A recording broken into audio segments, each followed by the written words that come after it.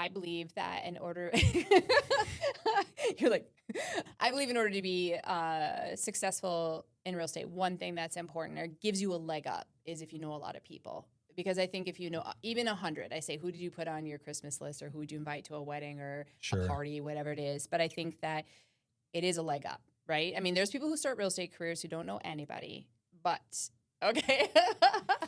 Awesome. This is going to be really good. I shouldn't say nobody, but I'm not from the market I work in. Okay, I love that.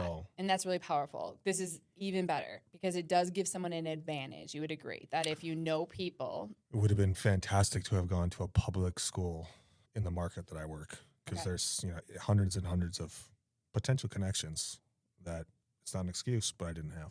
And what I love is like I worked in a market that I grew up in. My father worked in. I went to high school in. I knew a lot of people. But when I started in real estate, I thought, man, there's no way I can ask any of those people to work with me. I have to find people that don't know me just for my comfort level. So it's crazy that even whether you know people or not, like I said, it can be an advantage. It really just, this is the variable always in real estate is the person, right? And what they do with what they're given. Well, that's in life. You and your mind. It's you versus your mind. It's you versus your mind. For sure. Right now, today, so much or most of your business, almost all of it, you said 90+% of my 100+ transactions come from people that know you. Either a Sphere reach out, a Sphere referral, or a professional referral from someone that I know somewhere. And yet you said that you didn't know anyone. And not, you know a few people, but it's not like these people, you're like, oh, I've ran with these people my whole life. I was blessed to know around 100 people probably in the market when I moved here in 2014, 15. Okay. So if we think of even 90 of 100 plus people coming from people who already know you, like what do you think you've done potentially differently, or what's been your approach to earn that? I felt like I had to be successful in real estate before I could go to my friends and family to say, hey, I can help you too.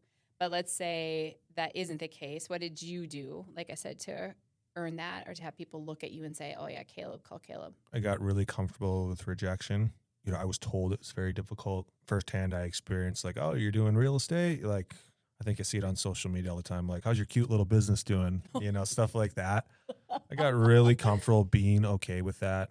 I stuck to my plan. And when I ran into my friends, I never, ever, ever brought up real estate unless they did. And I almost tried to not talk about it because I was more interested in how are you? How's your family? How's your job? What have you been up to? That's where I tried to stick my focus in. You're going to do 12 transactions throughout your life. Like, I'm in real estate. And if you're actually at a point where you need me, you'll ask me directly or you'll reach out directly. So my version of prospecting was very different than others. And I'm curious if it's changed because I remember feeling, like I said, for different reasons, I wanted to be successful first, but I wouldn't talk about real estate. I would just build those friendships and relationships. And then I had a coach who told me to start asking or showing up as not being the secret agent, right? I think it was like a Tom Ferry, like, you should be the agent. And so I think it started with telling stories about successes I was having in real estate, wins, houses people were buying, and then naturally, still not focused on, hey, do you want to work with me to buy or sell a home with my people I knew? They started seeing like, oh, wow, like asking questions, being interested in real estate, and then it kind of led from that. So do you feel like you have always kept that approach or has it changed at all? I learned at a very early age in the career that no one cares that you sold a house, no one cares. That you are under contract or that you're pending or that you hung a sold sign. Oh, that's so funny. Nobody cares about that. So I learned very quickly that I need to pivot and show people that I'm an agent and not be a secret agent without for sale, just listed, pending. If you look at my socials, you'll occasionally see those items. Yeah. It's never the majority. No one cares. And yeah, I wanted to show that I was an agent in other ways that people maybe did care about. I think that's a lot more interesting. And I think it's funny that so many agents talk about just sold, just listed. I'm not saying just listed. That's something putting out a house that like, hey, this is for sale. But I mean, what you did, like you said, because the public makes fun of us. There's no other industry where it's like, hey, I wired a house today. Hey, I did a surgery today. Yeah. Guess what I did today? You'd be like, okay, good job. Isn't that your job? No one cares. Get out of your own way. No one cares. I do think they care about the stories. Real estate's fascinating to people. It's the romanticism or the romantification of the business. I think unique situations the oddities of the business and the transaction and or the stories are the way to go. And especially if you're able to add your personality. Mm-hmm. If you're for everyone, you're for no one. So if the people that are reaching out inbound to you already know your personality based on you being true and the content that you put out, if you're choosing to have a content-based real estate business, Mm-hmm. will make the experience for both sides much better. Mm-hmm. Like a lot of times you'll get a referral. You get a referral from, a friend or an agent, and, you worked really well with those types of people, but you have no idea what your referral coming in is. Yeah, if they're right. like them, it's going to be a good transaction. Mm-hmm. If they're a completely opposite disc profile or personality than you, it might be very tricky. Once again, no one cares that you just pended a house. You are your mom's favorite real estate agent, but what can you show that isn't the same old thing that everyone else is doing? Okay, so part of it you said is in showing up, in earning that, and just caring about the people and caring about the relationship. Mm-hmm. Anything else, like as far as you want to add to that? Because that seems really simple. Is it that easy? Well, here's a tip that every real estate agent has heard before. Get on Facebook. Yeah. See who your birthdays are, your friends. Okay, yeah. Send them a DM or a text. Happy birthday, Julie. Right? Everyone's doing that. How can you show up in their life that makes them feel special and builds the relationship? Are you sending them a video message? Are you sending them a card? Are you inviting them or letting them know about something in their community that, like, hey, happy birthday. Did you know, X, Y, or Z does this for birthdays? I'm pretty sure you live in Apple Valley, right? Or whatever it is. Find anything to do more than the basic, and you're beating everyone else. Do a little bit more and make them feel special. One of your friends has a baby. Send them a box of diapers. It'll cost you $16. They'll never, ever forget when they came home, one of their friends ordered them a box of diapers. They're so tired. They're so stressed. It is so thoughtful of you. I don't need these diapers right now. But the thought that you were to do that means you care about me a lot. Mm-hmm. And don't do that for business. Do that because you care about them. Yeah, right? That's right. That's People can tell. It's a win-win. Yeah. It's a win-win when you do things like that. Work hard, be kind, right? It's simple process. You just have to take the baseline, elevate it slightly, and you're going to stand way apart in this business because most people are transactional. Yes. You just have to stick to the long game. I agree. And I like that. And I like that you said, I think, to be authentic to who you are and what is true to you. Like it's very rare if you get a happy birthday wish from me, just because first everyone was doing it. And second, I forget my best friend's birthday 2 years in a row now, Oh, yeah. And it's one of those simple things that you've heard 1,000 times. Yeah. Be different. Yeah. And so like you said, when I thought, I could do birthdays, and then I just thought, like, I don't even wish my best friend happy birthday. And I'm not going to do it, and I'm not going to be successful. So just because you hear it at a real estate conference doesn't mean that you should just adopt that. So I love, like you said, being authentic. The second thing I think is doing it because you actually genuinely care. Yep. Because if you do it just because you think I'm going to get something, I'm going to give you something to get something in return, I think that is like house of cards, like as far as stability. If you want me to coach you on how to make more money in real estate in a transactional manner, I can 100% do that. But it's not something I'm going to spend 2 hours on video talking about. Right. What I enjoy is building relationships and helping others. And if you want to build that kind of business, I'll pour into someone, versus just I want to sell 1 billion homes. Okay. Well, here's how we can do it. Right. Yeah. Yeah. And having those relationships. So how do you do that then? If someone's concern is like, well, I don't want to be, and you kind of spoke to this, but I want to be salesy. Then don't be. Right. Then be relationship-y. Can that be a term? If you're worried about being salesy, but you still need to generate something, right? Then you just need to generate as many relationships as possible. Fast track you finding your tribe versus like, well, let me try to hard sell this person so I can make some money so that I can survive long enough until I, go interact and find more. This day and age, there's incalculable amount of ways to find business if you're willing to spend the time and you're willing to create the relationships. So question for you, agreeing that being salesy, I remember similar approach because I was in the Brian Buffini era and I really did care about people and I wanted to do fun things, whether it's we delivered during COVID like ice cream to everybody or stopping by and delivering pumpkins and carving kits for people who had little kids and all like the tools that maybe they didn't spend the extra $7 on to get the kit, right? Mm-hmm. But then sometimes like it got to be so many people, I had to start October 1st. In order to like try to get through doing that for everyone. And I know today there's like delivery methods and such, but then does it become as meaningful if you have a service doing it? What do you think? Like if I'm hiring out versus you personally showing up, doing that type of business and those relationships, how do you maintain that when you even think about how many clients we can do simple math in 2 years now, it will be like 200. We talked about 1 year prior, 85. So we're getting to some pretty big numbers of people. I think it all comes down to figuring out who your tribe is and making sure they know, oh, it's obvious why Caleb didn't deliver it. He's trying to sell 140 homes this year, right? And it also makes the times where you are able to show up even more valuable because they know, holy, you're trying to sell 140 homes and you showed up to my X, Y, or Z. And the people that are discontentious are like, oh, well, thanks, right? Those people were already probably not going to be your long-term person anyways. Mm-hmm. Like I said earlier, if you're for everyone, you're for no one. Mm-hmm. You know, as much as your business is the most important, like taking care of your family and yourself should come first. And me hand delivering all my Christmas drop-offs that I used to do became impossible around year 5 or 6. Right. In order to also show up where I needed to show up above them on my priority list.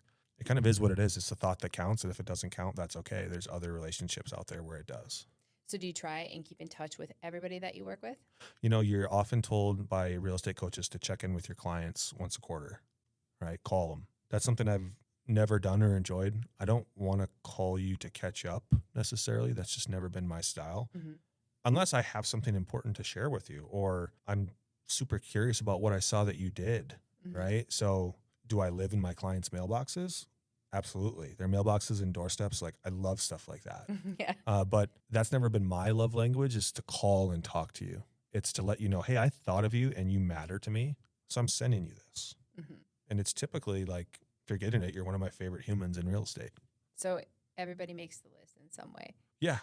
Most people. I mean, we've all had an experience where, hey, like, I hope I never run into so-and-so again, right? Like we've all had good and bad sales experiences. Some things are in a salesman's control, some things aren't. And it's completely okay to not be wanted by everybody. If you're for everybody, you're for nobody.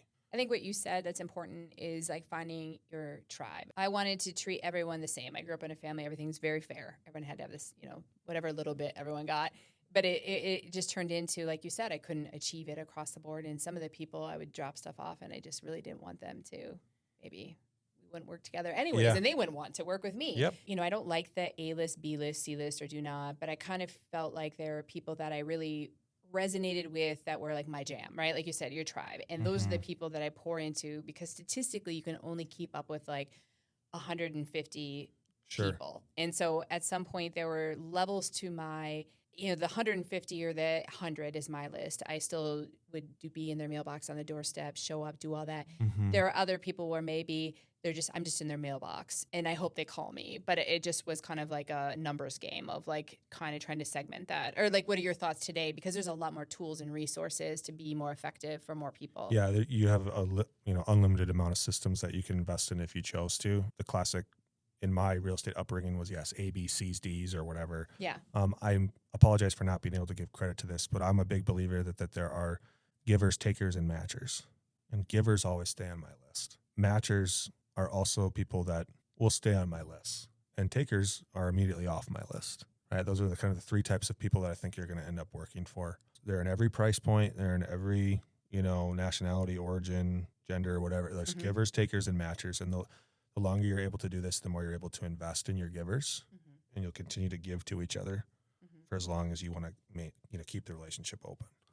Sometimes you say something and I just think, I like that. I've never heard that. I have not heard that one. The givers, takers, or the matchers. I'm not, I didn't come up with it. Once again, I apologize for not being able to come up with who is.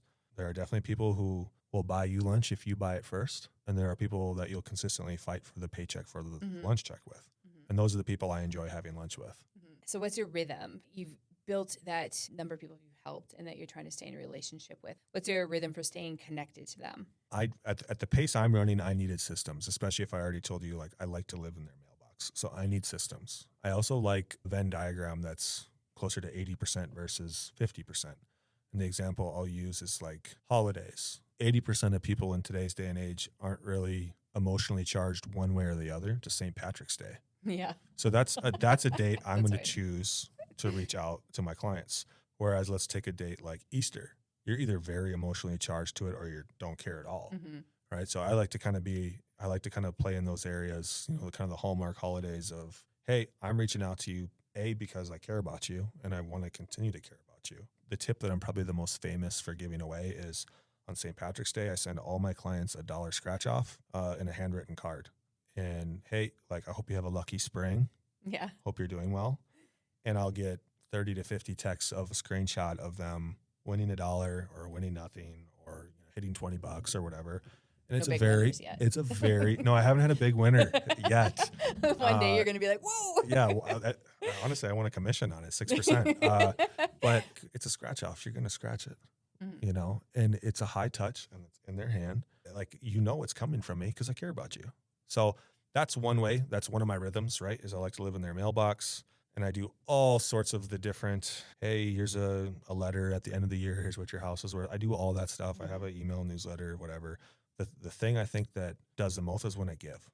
When you have a life event, good or bad, I'm usually showing up with a gift because I care about you. Mm-hmm. And like you said earlier, so for you, not so much communication, phone call, text, DMs, more. I'm happy events. to speak to you. I'm happy to speak to you. I want to speak. Like, if you call me, I'm actually excited. Mm-hmm. But in my day-to-day, I'm working so hard on my current clients that I'm not carving out time to check in on you for 15 minutes.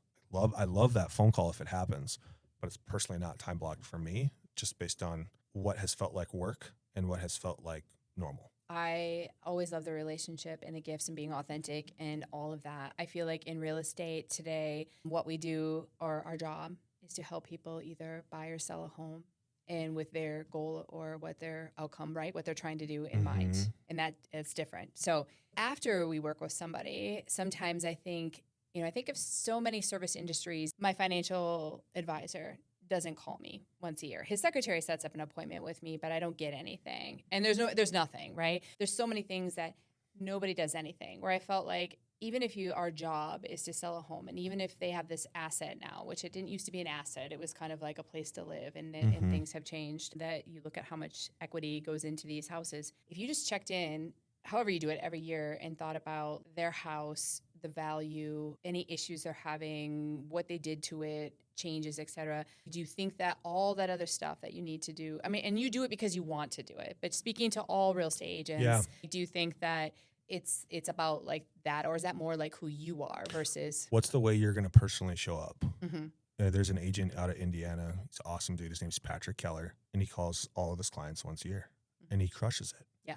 And I'm going to send all my clients a Christmas card with me and my family, and I'm going to give them an update on me and my family. I care about their family. I hope they care about mine. Merry Christmas, happy holidays. And that's going to be my version of a phone call. Some people will love that, and some people, I'm sure, would prefer a phone call. Yeah, they think it's nice. But it's not my preference, right? And it's okay. Once again, if you're for everyone, you're for no one. Yeah. Patrick and I have completely different businesses. I love like sitting down and hearing him talk. I'm like, I don't do any of that. Yep. And he's great. That's the beauty of this business, is you need to find someone you relate with, take something they do and imitate or innovate based on it.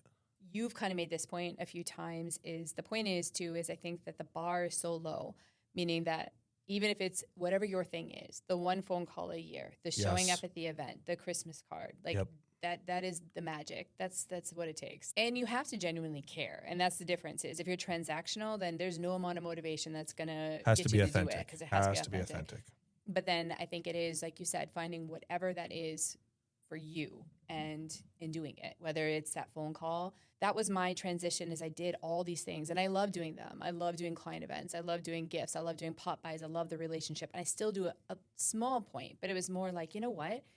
Man, if I just even called them, or don't even call them anymore, someone called them, or even send them something to say, here's your house, here's what it's worth, or I'm your go-to, and I want to be there because I care about you. It's like that message or that sentiment is what it takes, and so few people do it. Yeah, you got to show up.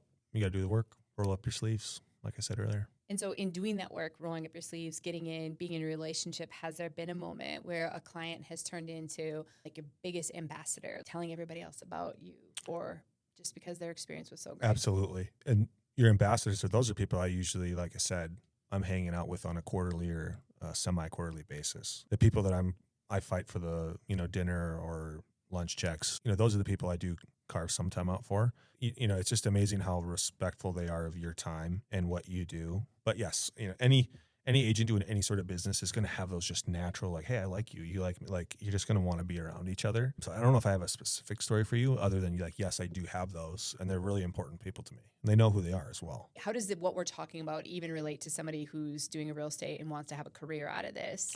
So there's people you can tell your goals to, and they'll tell you all the different ways that you can fail. And there's people that you'll tell your goals to, and they'll try as hard as they can to help you. Right. So if you can cut through that and figure out who those people are, analyze your conversations, that I think is your fast forward button or get there faster button if you can figure that out.